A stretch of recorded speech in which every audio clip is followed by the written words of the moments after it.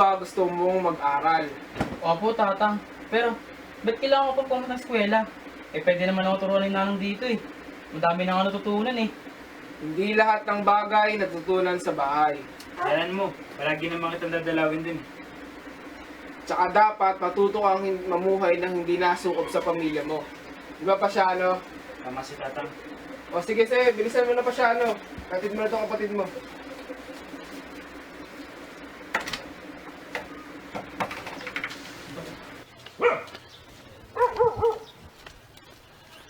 Kung bata ay mabait at masunurin, siya ay mamahalin at aalagaan. Pepe, may alam ka ba sa salitang Kastila? Opo, senyor. E sa wikang Latin, Ang po ako, senyor. ikaw ang poko. Dahil napakaliit ko. Kaya siguro walang laman yung utak mo, kundi ang umpo ko. Akin na nga yung kanang kamay mo. Bakit po?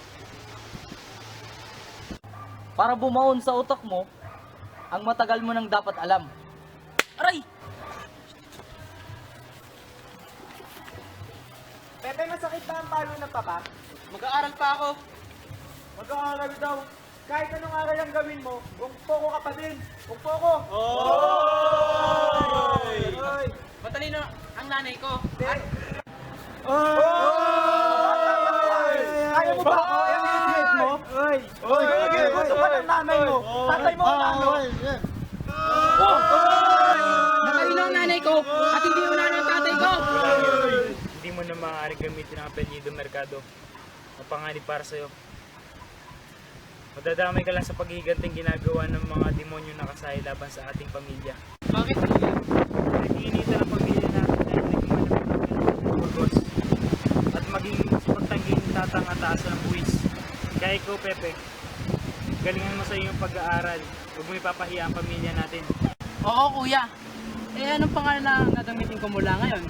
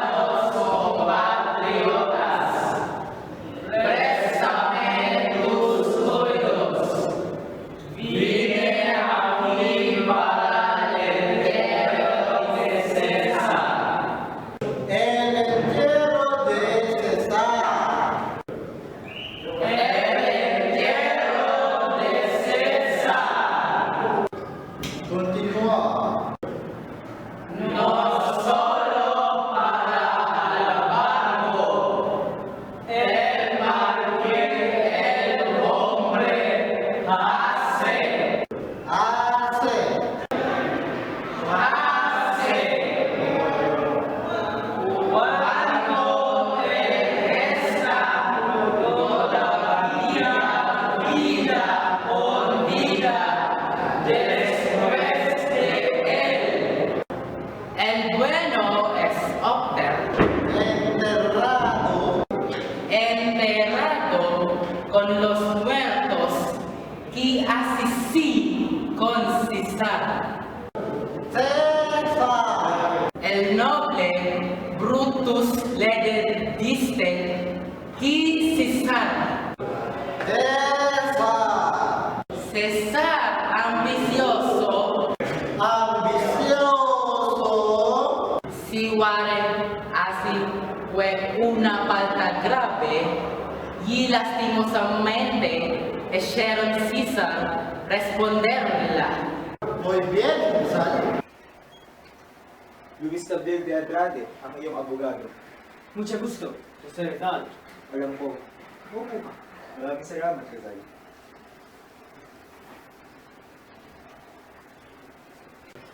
Kung gayon nakasalalay sa iyo ang aking buhay, Unahan na kita. Wala pa akong gaanong nalalaman tungkol sa batas. huwag kang mag-alala. Kunti na lamang ang natitira kong pagtitiwala sa batas. Pinapili nila ako ng mga napakaraming pangalan. Pangalan mo ang pinili ko. Sa anong dahilan, Rizal? Familiar? Kapatid ko si Jose Tabiel. Si Tokayo. Kung gayon na sa mabuti akong kamay. Kumusta na siya? Marami siya nakikikwento tungkol sa iyo. Sana'y puro magaganda lahat.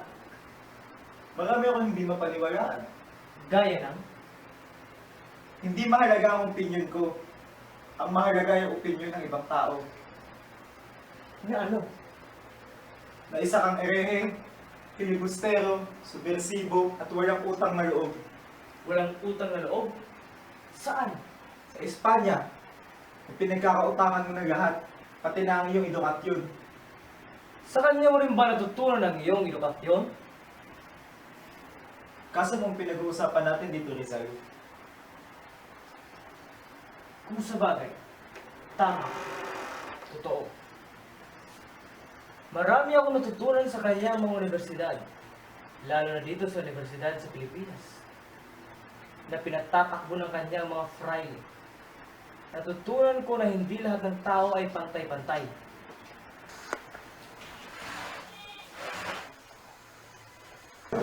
El esqueleto actúa como un accesorio para los músculos, también protege órganos vitales como cualquiera idiota puede responder a la pregunta. El cerebro, el corazón, los pulmones. Bien, Fernando, por favor, ponte ahí. Poste, por aquí.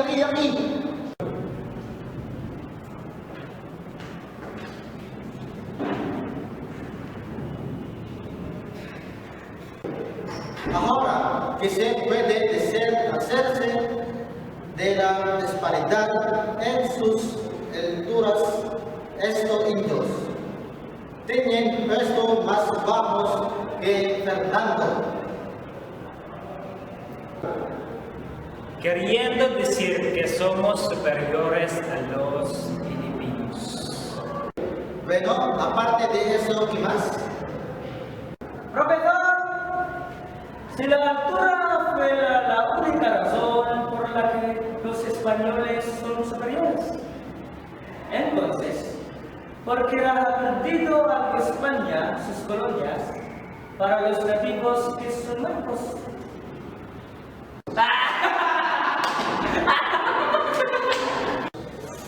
¡Impertinente!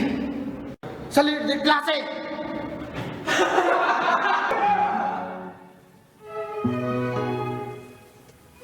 Panismo, pagkakapatiran. Ito ang prinsipyo magugnay sa ating lahat. Hindi kaya magsani ng malaking gulo itong ginagawa natin. Iisipin ng mga estudyanteng Kastila na kinakalaban natin sila. Oo nga.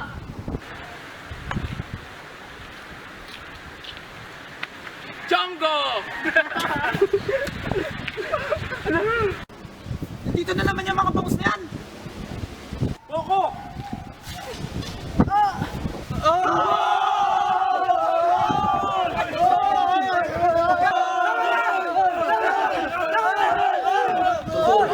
Impyerno at ang langit para sa mga pangahas. Ang impyerno ay narito na!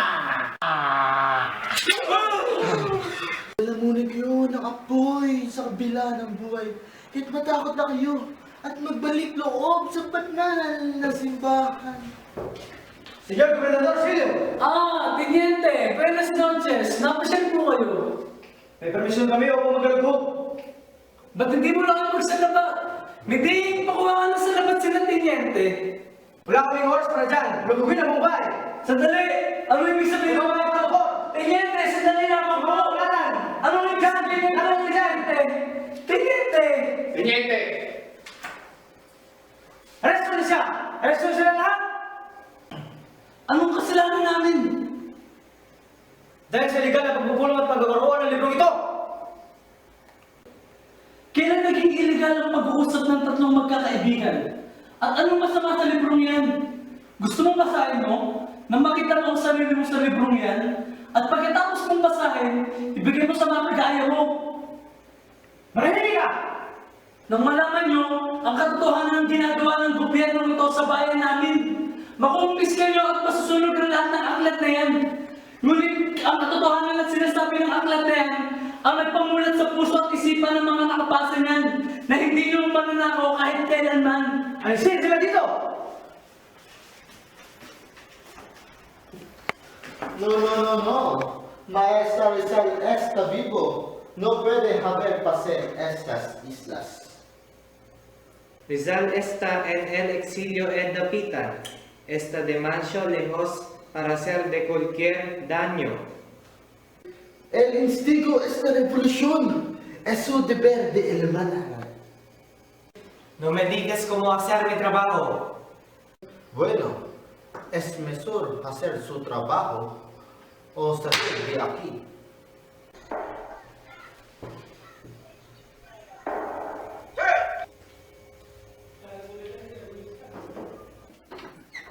Dr. Rizal, paumanin sa akin bigla ang pagbisita.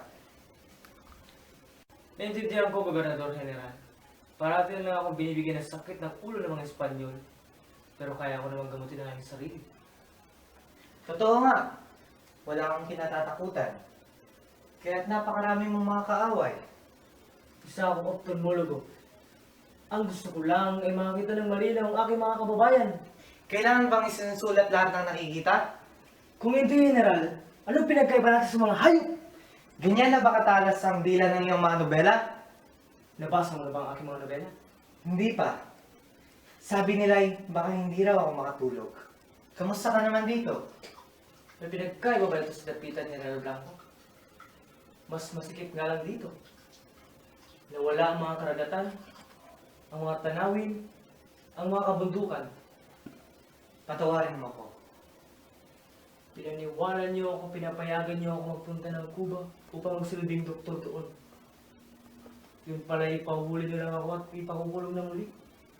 Isa kayong hipokrito. Naipit ako sa bilis ng mga pangyari. Bigla na lang sumabog ang lahat.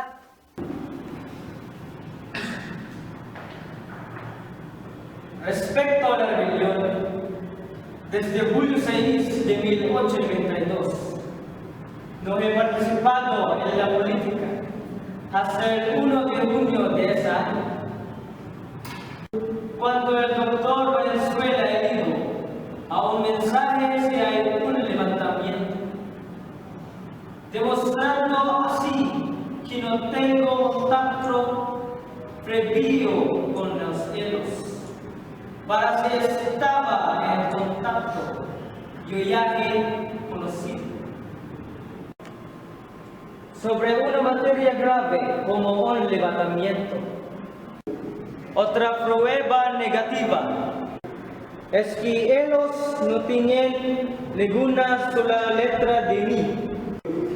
Ellos explotaron mi nombre. Mga kapatid, narito na ang himagsikan. Ano ang sigaw ng mga naapi? Mamatay sa laban! Ngayon ay pinuputo na natin ang ating kaugnayan mula sa mga mapang-aping mga Kastila. Ilabas ninyo ang inyong mga sedula. Ang papel na simbolo ng pagsakop ng mga Kastila sa ating bayan. Ulitin natin ang ating mga sedula.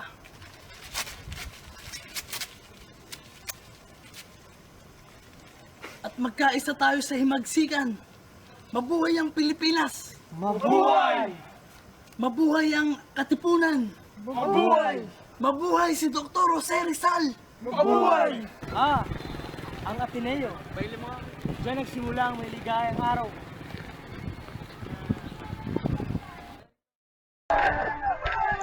Adiós, patria adorada, región del sol querida, perla del mar de oriente, nuestro perdido Edén. A darte voy alegre, la triste mustivía, que fuera más brillante, más fresca, más florida. También por ti la diera por tu bien. En campos de batalla, luchando con delirio, otros te dan sus vidas, sin dudas, sin pesar. El sitio no te importa, ciprés, laurel, o lirio cadalso, o campo abierto, combate o cruel martirio. Lo mismo es, si lo piden, la patria el hogar.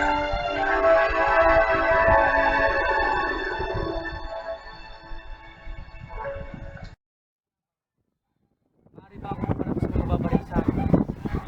Posible.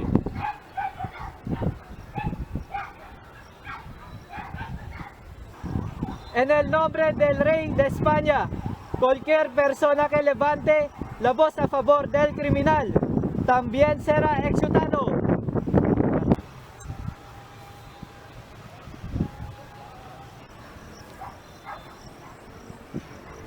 Listo! Carga! Abunde!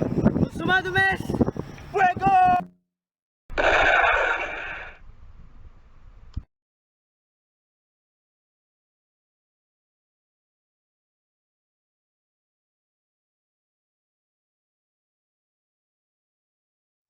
Merci, chat.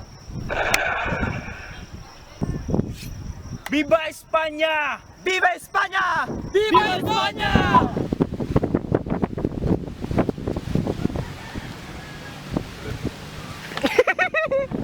Para bumaon sa utak mo, ang dapat mong mataga. ¡Alerto!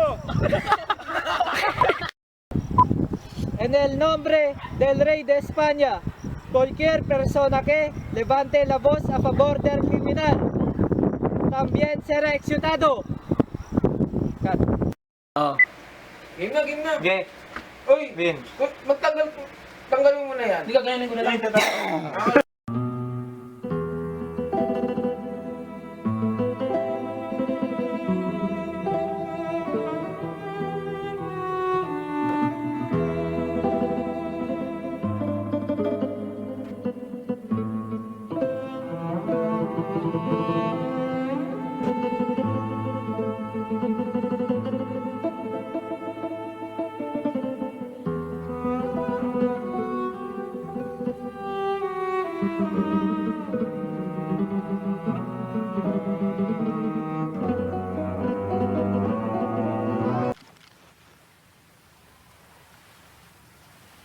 Consumatum est!